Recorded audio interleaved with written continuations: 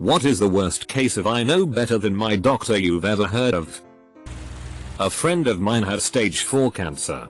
She went through chemo for over a year. And they told her that they would let her take a break. Well, when they looked at the cancer, it hadn't shrunk as much as they'd have liked. So they told her that she couldn't take a break. She started posting on Facebook about these organic green juice cleanses that someone had messaged her about. I was at her bedside begging her to keep doing the chemo. I told her that she could do the juice cleanses if she thought they'd help, but not to stop the chemo. She responded, "But they won't work if I don't stop the chemo. That's poison in your body. I know my body. And it's going to heal it." Double quote. She wound up entering hospice on her 30th birthday and passing about a month later. I'd love to find who peddled that bullshit to her and punch them right in their fucking mouth. While talking with my OB and asking a ton of questions about my pregnancy, he told me a story. He was the on-call doc for a hospital and goes in after shift change from another on-call doc. Woman has been actively pushing for 3 hours. She has refused a C-section multiple times over because she's certain she can have the baby naturally. Turns out, baby was stuck and the pushing caused major brain damage to the baby. My doc tried to persuade her but she continued to refuse. Ended up having to do a C-section to retrieve the body. Women often have this overwhelming expectation of how their labor and birth is going to go, avoiding C-section and meds like the plague. The reality is, those things have saved many lives. My ex-mother-in-law would always have mixed leftover prescriptions of antibiotics in the medicine cabinet. She would only use medication until she started to feel better. Then she would shelve the rest. When she or someone in her family got sick, she would administer what she considered to be a good dose.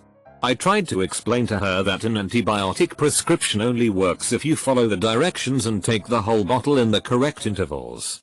She replied they only say that to get more money. She will be 70 soon and seems to get diagnosed with a new life-threatening disease every couple of years but still going strong. Young bubbly mother I know was diagnosed with breast cancer. Tried alternative meds as promoted by her flaky girlfriends. Eventually she returned to the doctor who told her it was too advanced to do anything. She died leaving a little boy for her husband and extended family to care for. I still believe her friends contributed to her premature death. Similar story while working as a nurse. A very religious woman diagnosed with bowel cancer. Instead of chemo she went home and prayed. We got her about 2 years after her initial diagnosis with end-stage bowel cancer. At that point she had anal fissures where stool would just leak out of her bottom. And there wasn't anything they could do for her. She was fairly young, like late 40s. Had a family and everything. The worst part, this bothers me to this day, is that she likely thought that she failed her God because he didn't cure the cancer. She probably died feeling like she was a bad person. Ugh. I get angry every time I tell this story. My mother believes that if you make food from scratch then it's healthier for you. For instance, she thinks that making a chocolate cake from scratch, including milling her own flour, is a healthier alternative to a store-bought cake with identical ingredients. She is diabetic. Her doctors have said in as many ways as they can think of that she has to reduce her carb intake, and what my mother thinks is, gosh, maybe I should grow the sugarcane myself instead of buying sugar at the store and my blood work will finally be in the normal range. Apostrophe. Her liver and pancreas have failed multiple times. Each time, the doctors managed to restore organ function by restricting her carb intake. They explain that she has to continue to follow a low-carb diet at home. She does not, because she's convinced that she's already on a healthy diet. Rinse and repeat. I teach people on a daily basis how to use urinary catheters. You aren't supposed to reuse them, just use it once. Throw it away. And when you need to catheterize again, open a new one. That's sus because using a non-sterile catheter can cause urinary tract infections and a host of all kinds of other problems. The doctor will send us a script for how many per day the patients need to use. And every single day, without fail, I'll have at least 1 or 2 tell me that their doctor is wrong and they only need 1 per day. Because I'll just wash it off and reuse it. No. It literally says on the packaging not to do that. Your doctor said not to do that. Yes, I'm telling you not to do that. Why do you still think it's not okay to do that? About 15 years ago, before the whole gluten-free trend, I worked with a guy who was a vegetarian. We worked side by side, just the two of us, and got along really well. One day, I got curious and asked what led to his vegetarianism. He told me he had been having some health problems and went to see the doctor. Doc ran some tests and told my friend that he should cut wheat out of his diet. This guy says, "Well, that doesn't sound right. He must have meant meat instead of wheat." Double quote. Friend of mine sees way too many of these cases on a daily basis. But the worst one so far has to be this lady whose child was born premature. So her baby was rather small to begin with. The doctors do their usual thing. Gives her advice on childcare and everything. And she comes in a week later saying her kid was sick. Not sure why. Friend was appalled to find out that her baby had barely put on any weight since birth. And immediately asked her what in the world had she been feeding the kid. Woman says, "Oh, I figured since he was so tiny, he didn't need to eat that much. So I've been sticking to about an ounce of milk per meal." Double quote. Seriously. Woman. I don't know how the child's doing now, but I can only hope he is well. I was sick almost 10 years ago. I didn't quite know what it was, but it was a weird pain in my stomach that kept getting worse. And I had zero appetite for several days on end. I go to the hospital and nobody seems to believe me that something is very wrong. The triage nurse has me wait until I am the very last person there. When my name is called, I can barely walk to the back. The doctor spends less than 5 minutes with me and gives me some anesthetic to drink. The pain subsided and I start to walk out. Suddenly I start heaving and puke a significant amount of blood on the floor in front of the doctor. He tells me that it isn't something to worry about and makes me leave. I knew that was a BS excuse to get me out of there. The next day I went to a different hospital and immediately got into a room. I went through x-rays and various other tests. Turns out I had multiple ulcers in my stomach that were pushing against some other organs. I was immediately attended to and the problem went away entirely within a few weeks. I have health insurance, my family is quite wealthy too, and live in Canada. I ended up contacting Health Canada and had the doctor fired. I debated civil action, but opted not to. Here's your daily kick to the rubber parts. My father was a stubborn bastard and was adamant about not following doctor's orders. Long-time smoker, drinker, etc. So dear old father goes in and has a mole excised from his penis. Oh. Biopsy comes back and it's not malignant. Great problem. He didn't follow the doctor's order on how to take care of it after the fact. Gangrene. Yep. They lopped it off. I only found out about that in my late teens. It was a mind-shattering reveal from my mother and older sister. I manage social media for a public health agency. All our immunization vaccine-related posts have been getting swarmed by anti-vaxxers lately. No medical training plus anecdotal evidence plus cherry-picked data equals we know better than science. They've now branched out to hit some of our other posts too. Breastfeeding promotion, cancer, HPV, etc. And it's getting to the point where I just want to give up. Which I guess is their goal. Because they certainly aren't going to sway anyone with their dozens of long-winded comments on a single post. Edit. My first ever gold. Thank you so much. Kind stranger. I really appreciate all these supportive comments. I had severe swimmer's ear in 7th 8th grade and it got so bad to the point where I was crying constantly. I went to the doctor where she gave this horrible medicine. 1 week later, the pain has gotten worse and I can't hear out of the ear. I kept telling my mom that it wasn't working and she ignored me until I finally stopped hearing out of it. I see a different doctor and he was like, "Swift did that other doctor do?" He got me on the strongest eardrops he could find and said one more day of waiting and they might have had to put a wick in my ear. He also told me that the medicine that other doctor gave me was for something completely different in the ear. The infection went away, but I still have slight hearing problems in that ear to this day. Go to hell for all the pain and 7 days of sleepless nights you put me through, other doctor. Edit. That other doctor is also notorious for prescribing wrong medications. This one patient who refused dialysis, GFR of 5. A1C of 16. Creatinine was shit. Her solution? She planned to head to Honduras to partake in some healing springs. This was a woman in her 30s who had a small child. Edit. She also refused insulin and her blood pressure meds because she thought the doctors were trying to steal her money. When she was recently hospitalized, her 4-year-old daughter cried and begged her to take the dialysis. The daughter was in the hospital room while the nephrologist was talking to the patient about her chance of surviving without treatment. Here's a best case. I was going down on a woman and she was having a lot of pain when I did. Anywhere I touched her there hurt. She told me it had been like that for about 6 months. So I told her to see her doctor, who then told her it was just a yeast infection. Afterwards I told her no. It sounded more like bacterial vaginosis. So she went back to the doctor, who told her I was wrong. It was just a simple yeast infection. And to try some Canesten for a couple of days. Told her again. It didn't sound like a yeast infection. And the Canesten might not help.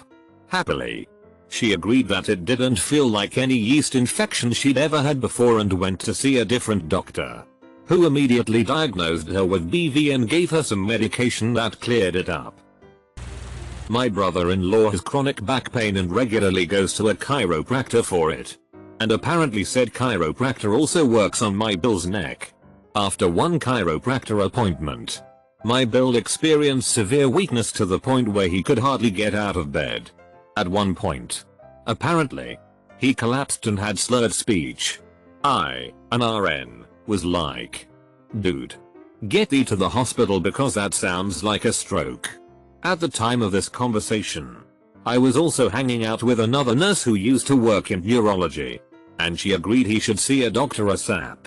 He was like, "Nah, my chiropractor's a doctor and knew about it and said it would go away. He's very much an old health kind of guy and thinks stuff like vitamins and coconut oil will cure anything." I remember looking after this one guy who came in post myocardial infarction from the cath lab. His blood pressure, BP, was sky high. Patients denied any major health issues in the past and he only took supplements. I called the doctor about his BP and doctor ordered some antihypertensive pills. Before the patient took them, he ranted about Big Pharma and how drugs don't work and that if he were just allowed to go home to take his usual herbs or whatever, he'd be fine.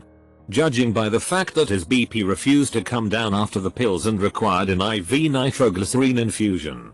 His ECG showed signs of left ventricular hypertrophy, typically caused by high BP over time. And the fact that he had a massive heart attack showed me that his heart problems had been brewing for a while and, as expected, his herbal supplements were doing squat. My granny. She is the most maddeningly religious person I know. But I love her to bits. She was recently hospitalized because she felt exhausted for a few days. Given that she's 75 and obese as all hell, it was worth the hospital stay. The doctors told her, "So you can't be released. Your blood pressure is so high that you could literally have a stroke right now. Also, have you been treating your diabetes?" She said no. "Because I don't have diabetes. And I'm taking natural medicine for my blood pressure." I was in the room and basically went, "Wait. Back up. You have diabetes and you knew about it and chose not to say anything. And you're taking witch doctor bullshit for blood pressure." She basically gave me this look that read, "Yes I am. And I don't care what you think." I promptly got every goddamn member of my family packed in this hospital room to guilt her into taking actual medicine. Honestly, I think she lies to us when she says she is taking it. I've been mentally preparing myself for her death for a while now. TLDR, my granny thinks fucking holistic witch doctor bullshit will cure her blood pressure and told a doctor that she doesn't have diabetes. Edit. I feel I should add next day I bought all her nurses and her doctors a box of Linda chocolates, as well as 3 more to put in the break room for the rest of the nurses and doctors. They were in for a bumpy ride, but I wanted them to know I appreciated them immensely. Not my doctor. By my mom's sauce. My mother had a heart attack February of 2017. She was prescribed a couple medications such as beta blockers, etc. My aunt, who sought against vaccinations, prescribed medications, and anything non-organic, tried to not only tell my mom the medications she was prescribed were the wrong ones, per a quick 10 minutes Wikipedia search, but also that my mom's sauce heart attack must 100% have been health related despite multiple tests and the doctor telling her it was simply stress induced. Isod also liked to add that we called my aunt immediately after the ambulance arrived to take my mom to the hospital. And she said she wasn't going to make the 40-minute trip to the hospital unless it was serious. She has also done the same, so no better than every aunt bit in other health related situations. And Chessos the type of person you cannot disagree with because the conversation will go nowhere. Very aggravating to say the least. Where Sos one where my mom was right. I was in 5th grade. And was consistently vomiting and the right side of my chest was always hurting. Also had a high fever. My mom took me to our doctor and he told her I had a bug. And to just make me rest and drink lots of water. I have a low pain tolerance, so everyone assumed I was just exaggerating how badly I was hurting. After sleeping as much as possible and drinking so much water I was practically pissing clear. I was still vomiting a lot and my fever was consistent. Also still had chest pains. My mom called the same doctor and he gave the same advice. Rest and drink water. My mom says my lips started turning blue the next day and she took me to the ER. My right lung had completely collapsed. I was in the hospital for 10 days with pleurisy.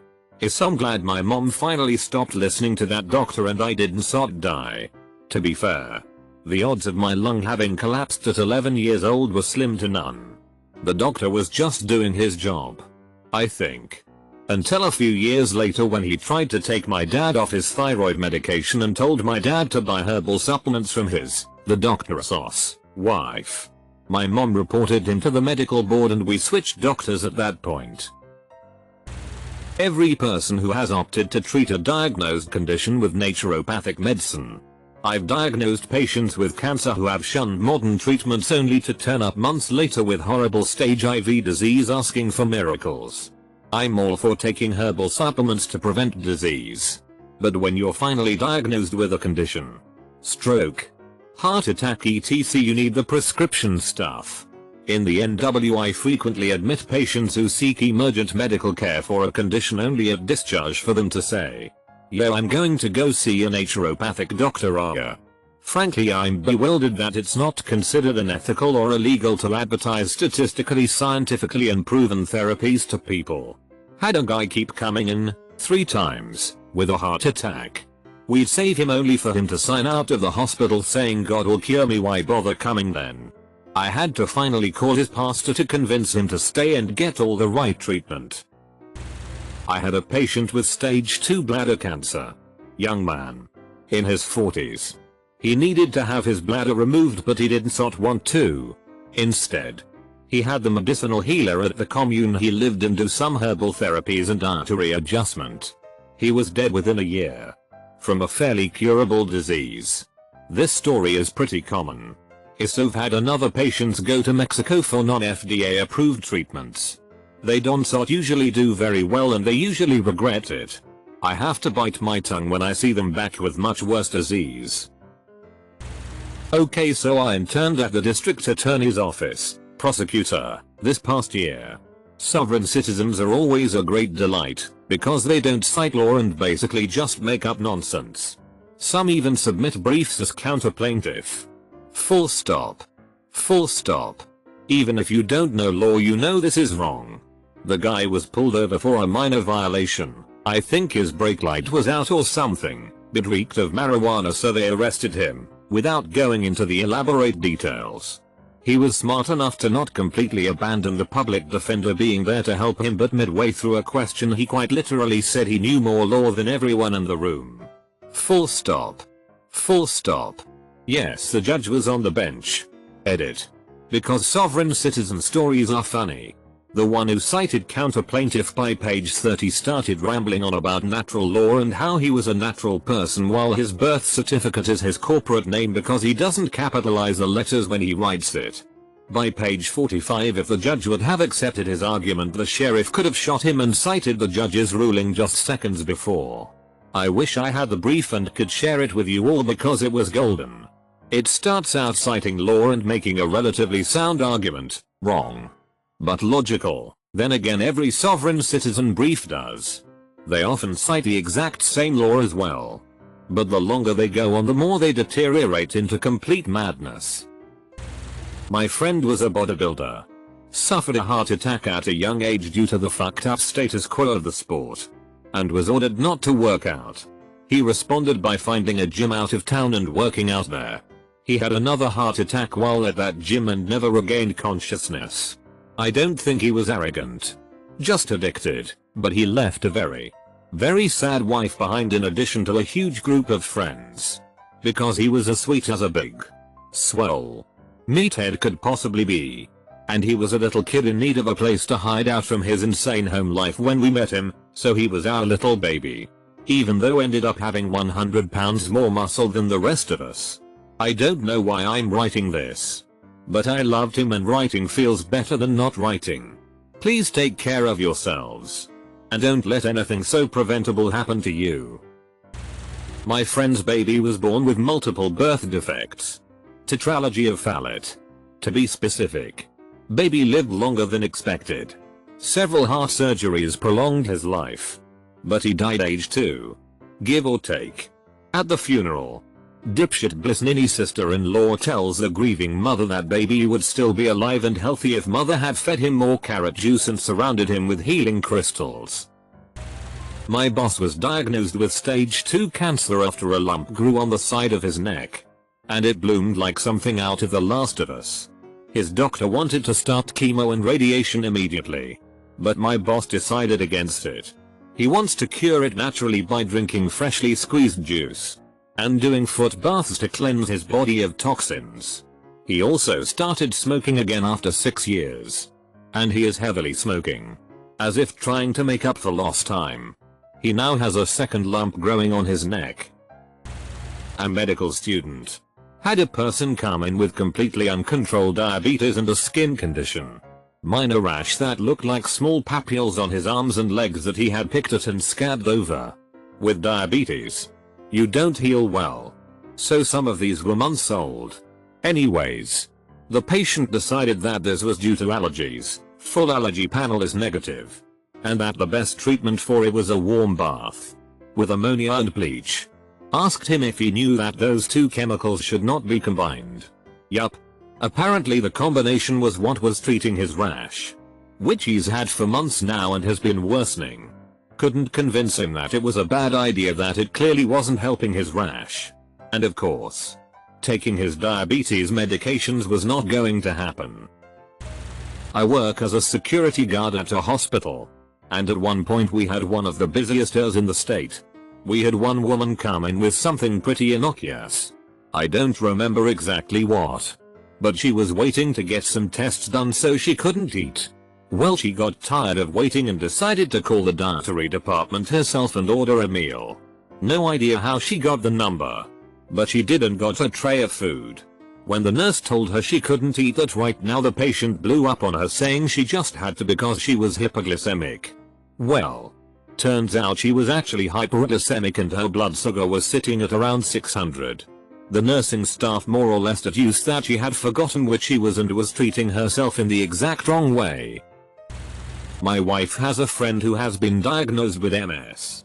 Said friend disagrees with her doctors about the medication she needs to take and is instead going gluten-free. Which is apparently going really well and she's not had any new lesions on her brain. However, she's not actually gluten-free. My wife is celiac and so has conversations with her along the lines of, "Wife. Oh, it's a pain giving up soy sauce and non-GF oats, right? Huh? Soy has gluten in it? Wife. Dot. Double quote. So she's not even doing her alternative bullshit properly. The reason she's doing this is because she thinks Big Pharma is profiting off made-up cures for diseases like MS. Except we live in the UK. so her logic that the NHS is profiting off her doesn't make any sense. She has to pay a prescription dispensing charge of $15